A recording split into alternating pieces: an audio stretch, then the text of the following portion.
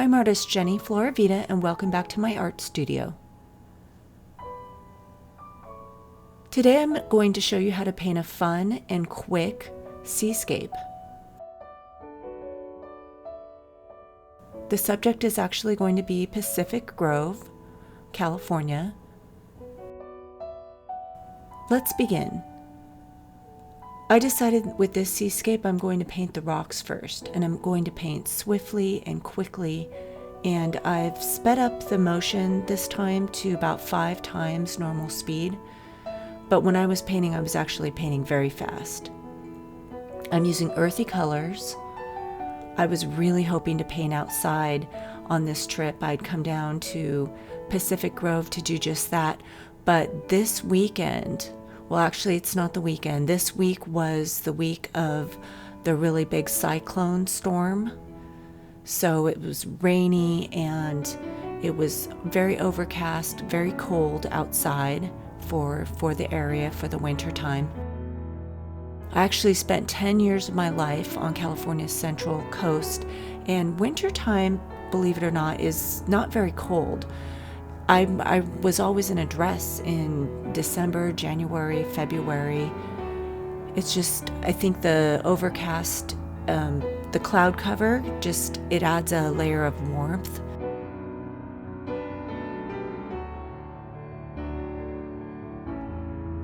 We decided to stay indoors, and we had one more complication, and that was that the storm was cutting out the power. So I did this painting by a window with natural sunlight, and I worked really fast because I didn't know if the light was going to go very dark.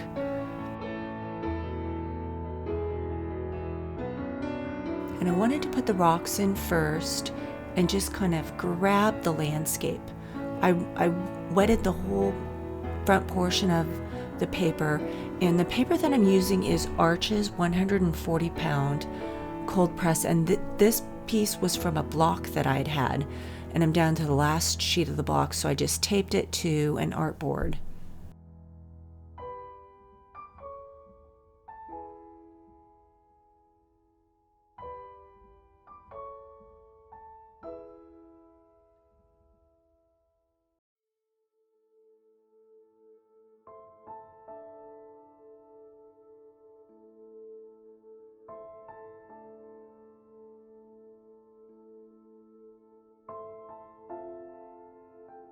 Here I'm putting in the ocean, and I'm using a couple different colors. In the background, the furthest point in the ocean, I'm using ultramarine blue, and that's because the Pacific Ocean a lot of times gets that real steely blue color. But in Monterey and Pacific Grove area, when the sun is out, it can be a very cheerful, happy color as well. But today was just, I'm going to paint a scene that's got a little bit of both. And as you move closer into the shore, you're going to get some nice cobalt colors. And I decided to mix a little bit of a turquoise ultramarine color with the cobalt and a little bit of cerulean blue and a tad of the green. I kept the color palette here really earthy. And I want to tell you a little bit more about how I did the underpainting for the foreground. I wet it and I just started throwing paint in, and a really fast way to kind of get an area textured and colored with interesting strokes, because on the beachfront there, the sand areas, it's always got lots of ice plant, and it's got rocks, and it's got just wild brushes going everywhere, and I just wanted to have that in the background, and I wanted to capture that really quickly. So I took an old credit card and I dipped it into my paint, and I just kind of smudged around colors where I really wanted some background hues. And normally when I do this technique, I use a larger palette. I only had a small ceramic travel palette with me, but it's a really great way to put a lot of color down quickly and have it look interesting. And then in the cloud area, I decided to do that last just because I wanted to really capture the distance, and I was more interested in putting in the foreground first and having that look interesting. And my strip of sky was so small up there, I knew I wanted it to be kind of dramatic, but I just figured with this painting, I'm not going to do clouds first. I'm not going to do ocean first, just to get the foreground in and the composition of where the rocks were going to be, where the beach is, the shape and curve of the beach. That was more exciting to me. So, and then by the time I was ready for the sky area, I find that it's helpful to dab out areas of water and paint with a paper towel, and you can see that I'm using the paper towel a lot. And like I said, I'm moving very fast. We also don't have electricity at this point, so like I said, I'm relying on having natural sunlight from the left side. I'm by a window, and I don't know if it's going to go dark, because if it gets a lot cloudier on that side, I'll lose all my sunlight, and we don't have any light in the room. So at this point, I've got the foreground is still wet, and it's time to put in some ice plant, and I'm using raw sienna, burnt sienna. I'm using some burnt umber. I'm using some, I think it's just one of the greens that I use a lot. I'm using those earthy colors that I put down in the beginning that were the underpainting colors.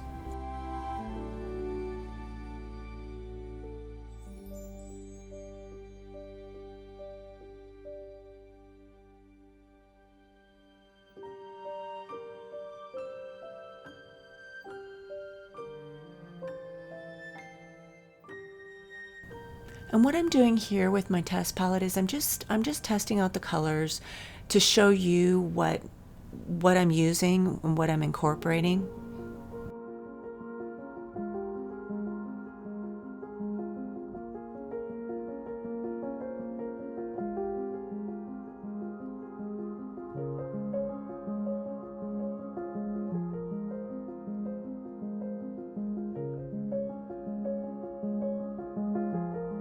I had to redo the background cypress area because I ended up with a clear blotch of water on that area, and I didn't notice it until a few minutes into that accident. And by the time I put my paper towel down, and if you look back, you'll see that happen, it just lifted all the paint up. So I'm doing that section again, and I just decided to make the section just a little bit bigger. With seascapes, I like to have either a lot of sky or I like to have just a little bit of sky. And with this painting, a big focus of it is the beach in front and the wild ice plant. Ice plant grows everywhere in Pacific Grove and Monterey, and during the springtime it can be beautiful purples and pinks. And this time of year it's those earthy tones, it's burnt sienna colors, it's greens, they're browns, they've got some yellows in them.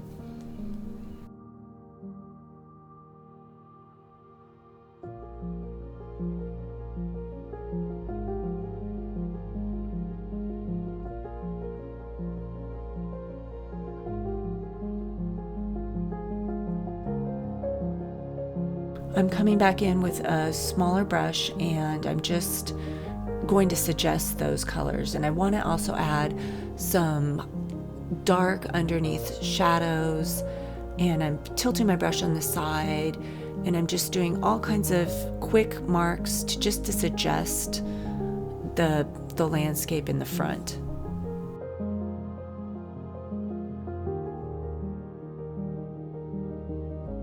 This painting was meant to be a quick sketch, and it would have been great to have been able to paint on location on the beach this particular day, but well, you have to learn to improvise sometimes, and this is a great example of doing just that.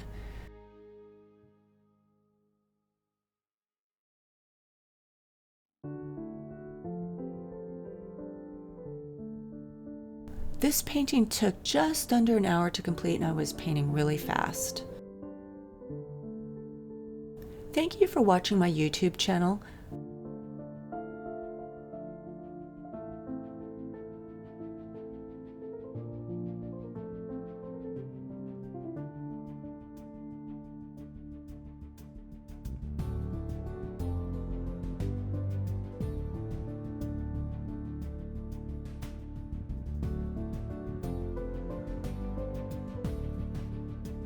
So these were the colors that I used. You can see they're all earthy tones.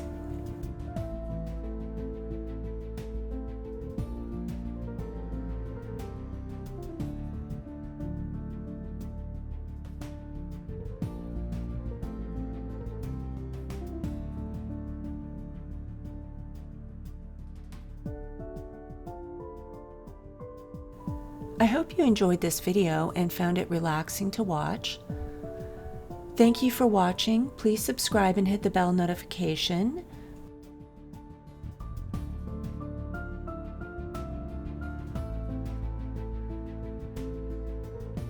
And you can view more of my art on my website, floravitalights.com.